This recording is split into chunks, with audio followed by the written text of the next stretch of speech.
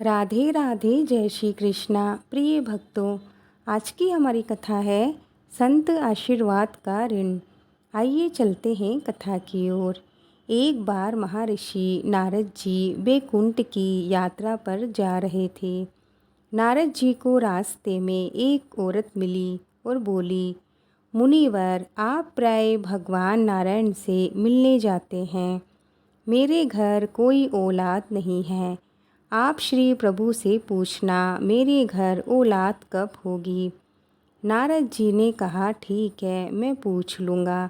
इतना कहकर नारद जी नारायण नारायण कहते हुए यात्रा पे चल पड़े।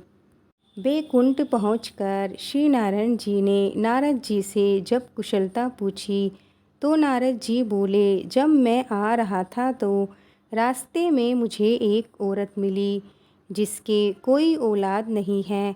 उसने मुझसे आपसे पूछने को कहा है कि उसके औलाद कब होगी। नारायण भगवान बोले, तुम उस औरत को जाकर बोल देना कि उसकी किस्मत में औलाद का सुख नहीं है।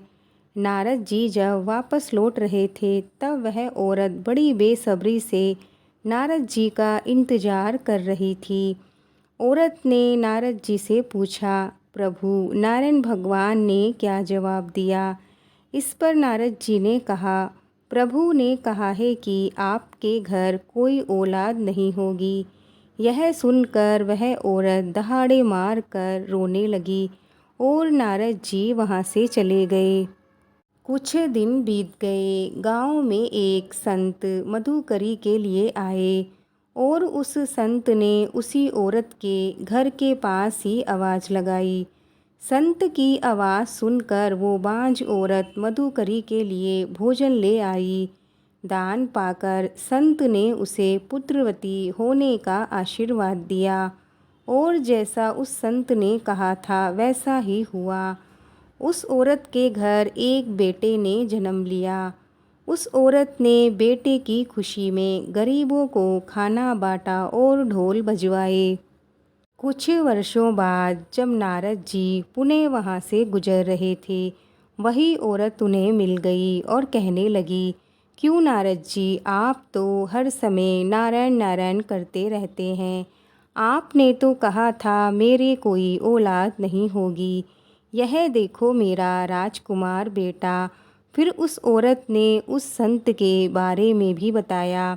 नारद जी को इस बात का जवाब चाहिए था, ये कैसे हो सकता है।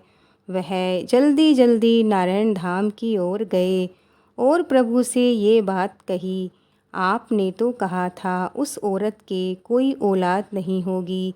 क्या उस संत में आप से भी ज़्यादा शक्ति है। नारायण भगवान बोले, आज मेरी तबीयत कुछ ठीक नहीं है। मैं आपकी बात का जवाब बाद में दूंगा। पहले आप मेरे लिए औषधि का इंतजाम कीजिए। नारद जी बोले, आज्ञा दीजिए प्रभु। श्री नारायण जी बोले, नारद जी, आप भूलोक जाइए और एक कटोरी रक्त लेकर आइए। नारद जी कभी इधर कभी उधर घूम रहे थे पर प्याले भर रक्त नहीं मिला। उल्टा लोग उपहास करने लगे। चलते चलते नारद जी किसी जंगल में पहुँचे। वहाँ पर वही संत मिले जिसने उस औरत को बेटे होने का आशीर्वाद दिया था। वो संत नारद जी को पहचानते थे। उन्होंने कहा, अरे नारद जी, आप इस जंगल में इस समय क्या कर रहे हो। इस पर नारद जी ने कहा, मुझे प्रभु ने किसी इंसान का रक्त लाने को कहा है।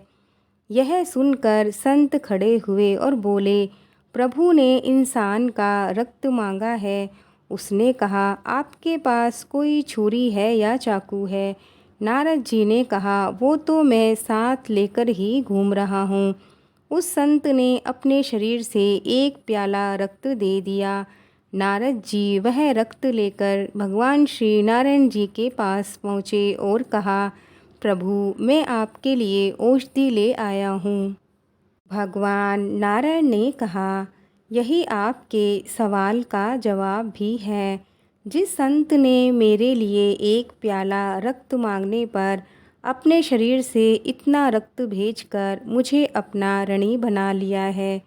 जो मुझसे इतना प्रेम करता हो, उस संत के आशीर्वाद देने पर मैं किसी को बेटा क्यों नहीं दूंगा। उस बांझ औरत के लिए दुआ आप भी तो कर सकते थे, पर आपने ऐसा नहीं किया। रक्त तो आपके शरीर में भी था, पर आपने नहीं दिया। मनुष्य का भाग केवल प्रारंभ में निर्मित नहीं होता, अपितु सद्कर्म और आशीर्वाद से भी प्रभावित होता है। दोस्तों, ये कथा यहीं पूर्ण होती है। बोलो भगवान श्री नारायण जी की जय।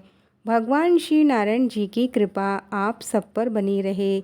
मिलते हैं और एक नई कथा के साथ। जय श्री कृष्णा, जय श्री राधे।